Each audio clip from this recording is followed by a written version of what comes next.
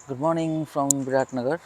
आज हाम्रो ट्रिपको डे 3 र डे 3 मा अहिले हामी यो विराटनगरको महेन्द्र चोकदेखि अलिकति भित्र नमस्कार रिजेन्सी भन्ने होटलमा छौँ। हामी यहाँ बसेका थियौँ हिजो। हाम्रो हिजोको स्टे रमाइलो भयो, राम्रै भयो, स्मुथ नै भयो। एकदम टायर्ड पनि थियौँ हामी, त्यही भएर खासै भिडियोहरू पनि बनाइएन र आज पनि ढिलै नै भयो। अहिले उठ्दा लगभग 11 साढे 11 यहीँ भइसकेको छ। हामी फ्रेस हुँदा ओर्दा अबको हाम्रो प्लान भनेको आज चाहिँ सामान लिनलाई बुझ्नलाई जोगबनीसम्म जाने भन्ने सोचाइ हो होइन। फोर्स टुक्काको एउटा डिफेक्ट पहिला पनि हामीले कुरा गरिराख्दाखेरि चाहिँ यसको यो आर्म चाहिँ एकदम लो नै छ होइन, र जसले गर्दाखेरि नेपालको बाटोमा अलिकति इस्युजहरू पाइएको छ। जस्तै हेर्ने हो भने यो आर्म चाहिँ निकै नै तल छ होइन। सबै यसो कम्पेयर पनि गर्ने हो भने लाइक 190 mm जस्तो मात्रै होला। र यो रिजनले गर्दाखेरि चाहिँ यो गोर्खाको लागि हामीले एउटा सामान मगाएको थियौँ, लिफ्ट किट इन्डियाबाट। इन्डियाको ब्लु ग्यारेज इन भन्ने एउटा रहेछ, bluegarage.in भन्ने वेबसाइटमा यो गोर्खाको लागि लिफ्ट किट पाइँदो रहेछ। र त्यही लिफ्ट किटलाई मैले मगाएर यहाँ जोगबनीको पोस्ट अफिससम्म उनीहरूले चाहिँ पठाइदिने भन्ने कुरा भएको भएर त्यो लिफ्ट किटलाई लिनको लागि चाहिँ हामी जोगबनीतिर जाने प्लान गरेर आएको हो। अब लेट्स सी कस्तो हुन्छ, जोगबनीसम्मको यात्रा कस्तो हुन्छ। हामी गाडी उता लिएर जानु त पक्कै पनि पाउँदैनौँ होइन, तर गाडी उता लिएर जान नपाए तापनि हामी चाहिँ अलि अगाडिसम्म गाडी राखेर हामी हिँड्दै जान्छौँ होला, त्यहाँ कस्तो कस्तो चिज छ भनेर बुझ्नलाई। अरू साथीहरू पनि रेडी नै छन् होइन। अब त्यसले गर्दाखेरि अब बिस्तारै बिस्तारै हामी लाग्ने प्लान नै गर्नुपर्ने छ। अहिलेको लागि चाहिँ फर्स्टमा केही खानु पऱ्यो भनेर हामी खानको लागि नजिकैको यहाँ ठाउँमा जान्छौँ र त्यस पछाडि चाहिँ बिस्तारै बिस्तारै अगाडि बढ्छौँ।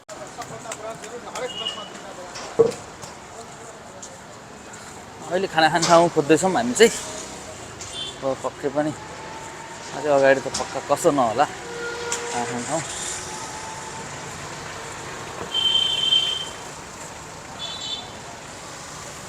हामी एकछिन खाना खाएर फेरि पनि यो नमस्कार एजेन्सी भन्ने ठाउँमा आइपुगेको छौँ। अब एकछिन चाहिँ यतै अल्मलिने जस्तो कुरा भयो। जानुपर्ने, तर एकछिन एउटा मिटिङ एटेन्ड गर्नुपर्ने भएकोले गर्दाखेरि हामी एक ठाउँमा बसेर त्यो कल एटेन्ड गरेर अनि मात्रै निस्किन्छौँ। अनि त्यहाँदेखि निस्किसकेपछि चाहिँ यहाँ जोगबनीको प्लान छ। होपफुली पोस्ट अफिस बन्द चाहिँ नहोस् भन्ने हो, बन्द नहोला पोस्ट अफिस। जानुपर्छ। अब कति बजिसक्यो, यहाँनिर लगभग 12 बज्यो। नेपालमा 3 बजीसम्म खुल्छ, अब इन्डिया पनि होला त्यतिसम्म टाइम होला भन्ने चाहिँ एक्सपेक्टेसन हो।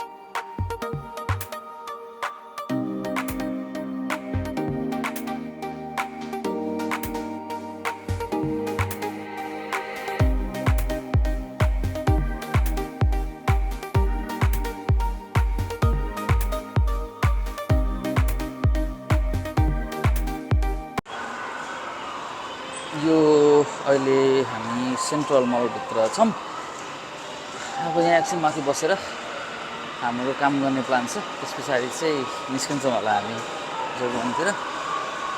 र यो मल चाहिँ विराटनगरको एउटा पपुलर मल पनि हो।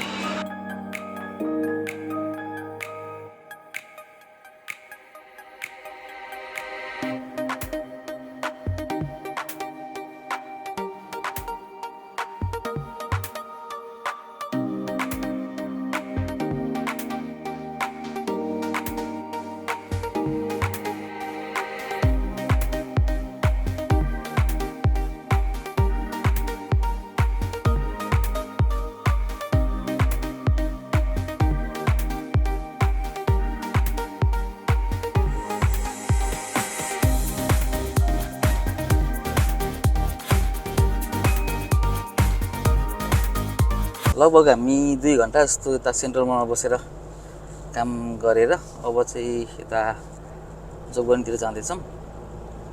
अब फेरि पनि कन्टेक्स्ट त्यही सामान लिने भन्ने नै हो। सामान यसो यहाँ एक दुई ठाउँमा बुझ्दाखेरि चाहिँ अलिकति ह्यासल हुनसक्छ भन्ने कुरा नि थाहा पाइयो। त्यही पनि ट्राई त गर्नु पऱ्यो भनेर सामान लिन हामी जाँदैछौँ। सामान आजै आयो भने चाहिँ सामान लिएर मेन काम के हो त्यो काम सकिन्थ्यो भन्ने हो। तर हेर्दै जाउँ के हुन्छ, त्यति सजिलो कुरा चाहिँ होइन त्यो। अब यहाँदेखि लगभग 10-15 मिनटमा रानी भन्ने ठाउँ आइपुग्छ।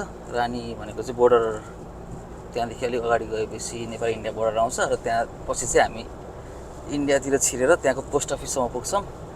अब पोस्ट अफिस पनि रेलवे स्टेसनको नजिक छ भन्ने सुने हो, थाहा छैन ठ्याक्कै कस्तो छ भनेर चाहिँ। हामी त्यहीँ गएर खोज्छौँ होला अरे पोस्ट अफिस पनि। र केही कुराहरू गर्मी रहेछ, टी सर्टहरू यताउता केही किन्नु पर्ने भने त्यो पनि किन्छौँ अनि फर्किन्छौँ।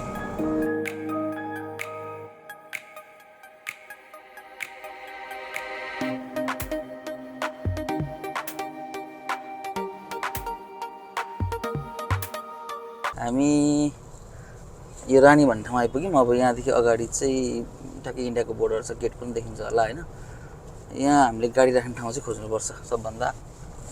अलिकति त्यस्तो च्यालेन्जिङ त होइन, तर गाडी राख्ने ठाउँ चाहिँ खासै धेरै हुँदैन। साइडमै कति राखिरहेको हुन्छ, अनि त्यो अनुसार गाडी राखेर जानुपर्ने हुन्छ। उसलाई हामी सायद यता घुमेर अलिक पर गाडी राखेर अनि जानुपर्छ होला। यहाँ एकदम धेरै क्राउड हुने ठाउँ यो एरिया। फोहोर पनि उस्तै छ दामी तरिकाको। यहाँ अगाडि देखिरहेछ नि एउटा त्यो तान्न मिल्ने टाइपको गेट, त्यो गेटदेखि उता चाहिँ जान पाइन्न। त्यहाँ हाम्रो पुलिस चेकिङहरू देख्न सक्छौँ, सबै इन्डियाबाट आएको। यहाँदेखि सामानहरू चाहिँ यसरी चेक गर्ने हो क्या। यतापट्टि हेऱ्यो भने चाहिँ त्यसरी बोकेर आउँछ नि त, अनि त्यो सामान बोक्न पाइन्न भनेर यहाँ पनि बनाइरहेको रहेछ फेरि बाटो।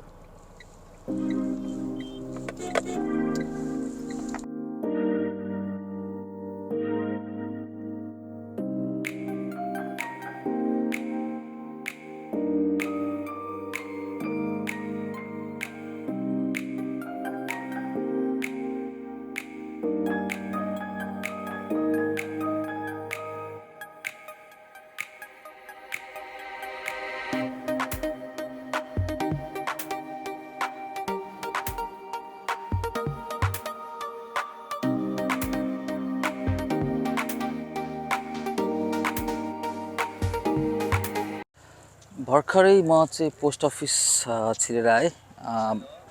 ब्लु ग्यारेजबाट चाहिँ मेरो नाममा चाहिँ सामान पठाइएको थियो। अब अलिकति अघि भने जस्तै एक दुईवटा ह्यासल चाहिँ हुने भएको छ होइन। सबभन्दा ठुलो ह्यासल चाहिँ सामान 1 विक अगाडि मेरै नाममा यहाँ आइसकेको रहेछ।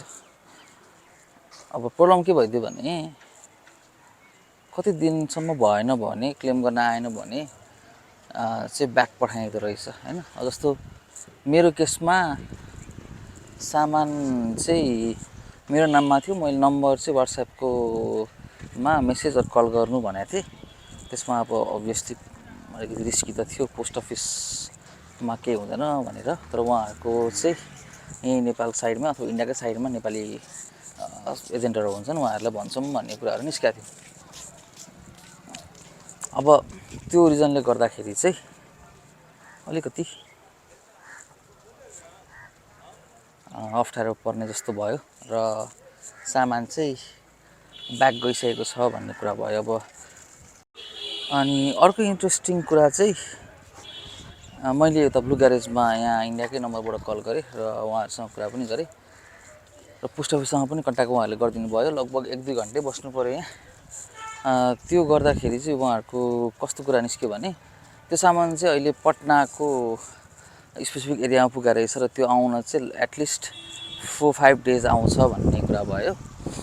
र यति आफै आइसकेपछि चाहिँ उहाँहरूले एकजना मान्छे खोजेर उहाँको नम्बर इन्डियाको नम्बर नै इन्डियाको अफिसकै मान्छेको राखेर अहिले बस्नु भएको छ।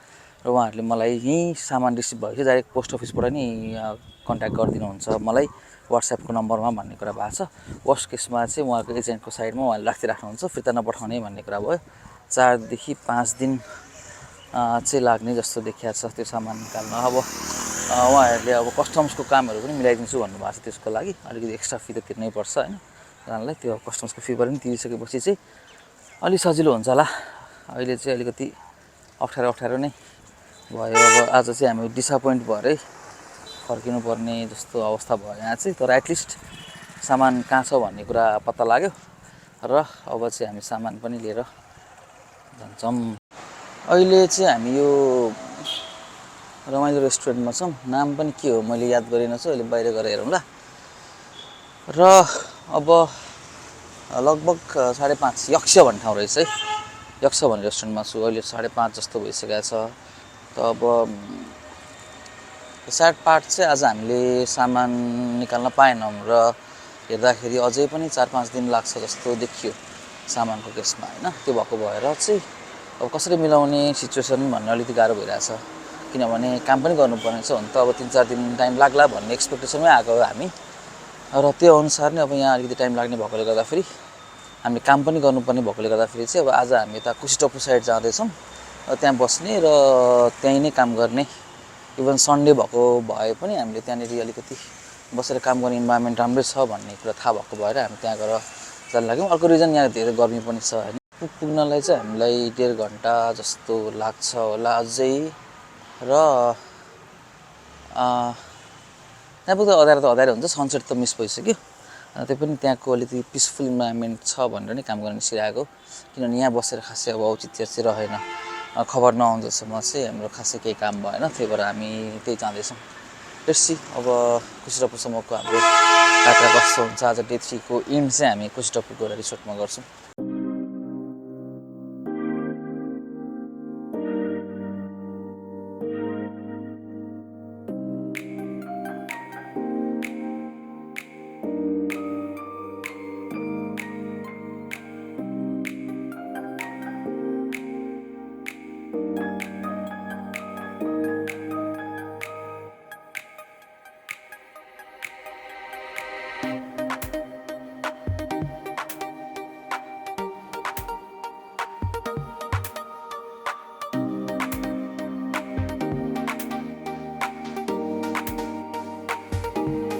हामी ठ्याक्कै अहिले दुवाबीमा छौँ। यहाँदेखि चाहिँ लेफ्टतिर लागेर हामी अलिकति सर्टकट बाटो इटरीलाई स्किप गरेर सिधै इनरवा निस्किन लाग्दैछौँ। यो चाहिँ लगभग 18 देखि 20 किलोमिटर चाहिँ छोटो पर्छ यो हामीलाई बाटो। अब यहाँदेखि निस्किने भनेको इनर चोक हो। त्यहाँदेखि हामी आधी घन्टा जस्तोमा त पुगिहाल्छौँ। पहिला चाहिँ यो बाटो खासै धेरै कोही हिँड्दैन थियो। अहिले बाटो पनि सुधार भएको छ। परसम्म ब्ल्याक टप नै सकेर त्यसले गर्दा अलिक सजिलो हुनेवाला छ हामीलाई। तर 1-2 रिस्क पनि छ यो बाटोमा चाहिँ। एकदम हाई स्पिडमा चलाउन मिलेन।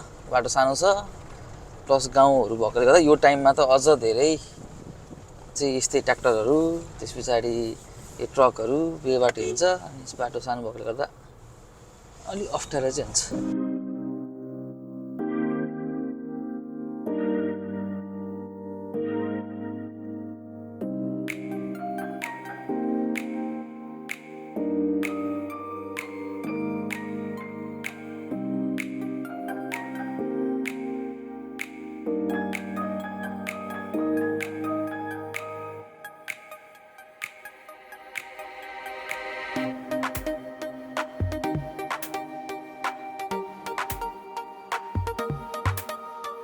लगभग 1 घन्टा जस्तो हिँडिसकेपछि चाहिँ हामी यो कोशी ब्यारेज आइपुग्यौँ। हामी एकछिन यहाँ हेर्छौँ घुम्छौँ अनि त्यस पछाडि चाहिँ फर्किने प्लान हो। अहिले जे अगाडि देखिरहेको छ त्यो कोशीको ब्यारेजै भइहाल्यो। अब यहाँ एकछिन बस्छौँ होला अनि त्यस पछाडि निस्किहाल्ने प्लान हो।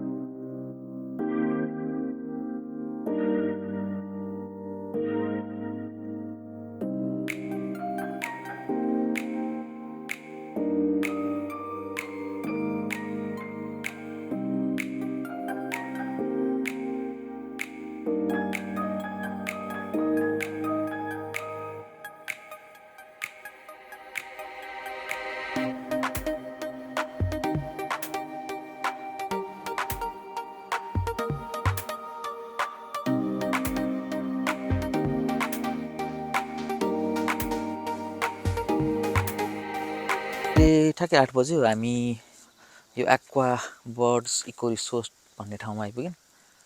अब यतापट्टि चाहिँ पहिला पनि एकचोटि आइसकेको भएर अलिअलि थाहा छ। यहाँ डिफ्रेन्ट कटेजेसहरू छ। हामीले 2टा रुम लिएको छौँ, हामी 4जना छौँ अहिले, त्यही भएर अब डिनरको साइडमा अलिक उतापट्टि साइड छ। यो ठाउँको अर्को एउटा विशेषता भनेको चाहिँ यो कोशी टप्पु वाइल्ड लाइफ रिजर्भको बिचमा हो र कोशी टप्पुको आफ्नै विशेषता के छ भने डिफ्रेन्ट बर्ड्सहरू हेर्न मिल्ने ठाउँ हो। त्यही भएर यो रिसोर्टको नाम पनि एक्वा बर्ड्स इको रिसोर्ट हो होइन। अब यहाँनिर चाहिँ हामीले यहाँनिर डिफ्रेन्ट बर्ड्सको पनि कुरा देखाएका छौँ। भोलि बिहान अझै उज्यालोमा हेरौँला होइन। र साइबेरियन चराहरू पनि यहाँ आउँछन् कुनै टाइममा। र यहाँ यो रिसोर्टमा चाहिँ पहिले पनि यहाँको दाइ ओनर दाइले भन्नुहुन्थ्यो धेरैजना मान्छेहरू चाहिँ त्यही बर्ड्सहरू अवलोकन गरेर पनि आउनुहुन्छ अरे। र इन्ट्रेस्टिङ अघि फ्याक्ट भन्दै थिएँ, यस्तो ठाउँमा छ यो जुन चाहिँ अलिकति भित्र लगभग 6 किलोमिटर जस्तो भित्र छिरेपछिको ठाउँ हो यो हाइवेबाट। यहाँ यस्तो रिसोर्ट छ भनेर कसैले एक्सपेक्टै गर्दैन होइन। र अब अझै हेर्दै जाउँ कस्तो कस्तो छ, के एक्सपिरियन्स हुन्छ, रुमहरू कस्तो कस्तो छ भने म सेयर गरिहाल्छु। अब रुम पनि एकचोटि हेरिहाल्यौँ भनेर हामी ढोका खोल्दैछौँ।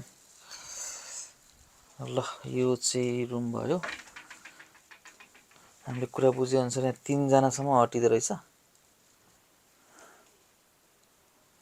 अनि फ्यान पनि रहेछ माथि, डिफ्रेन्ट आर्ट्सहरू रहेछ यहाँ अलिकति। र बाथरुम पनि नट ब्याड, अलिकति ओपन रहेछ, गीत गाएर बजाएर बस्नुपर्ने रहेछ होइन। अरू त ठिकै छ, नट ब्याड। अनि चार्जिङको लागि पनि केही पनि गाह्रो छैन। रुम इज वर्थ इट नै भन्छु म चाहिँ यो ठाउँमा। र रुमको प्राइस चाहिँ 2000 रुमको मात्रै भन्ने कुरा छ।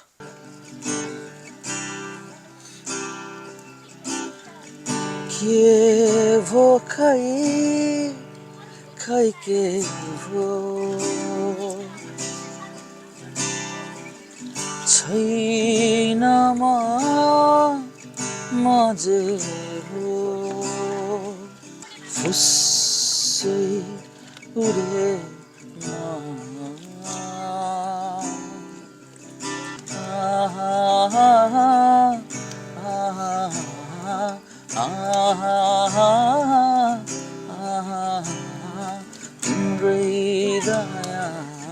तिम्रै बाया जान खुम्छ फनफनको झ्याप्पै ठोकी लहचाप मायालाई सुबन्दी रही है रूप जिंदगी छाँव है कभी कभी है धूप जिंदगी हर पल यहाँ जीवर जियो जो है समा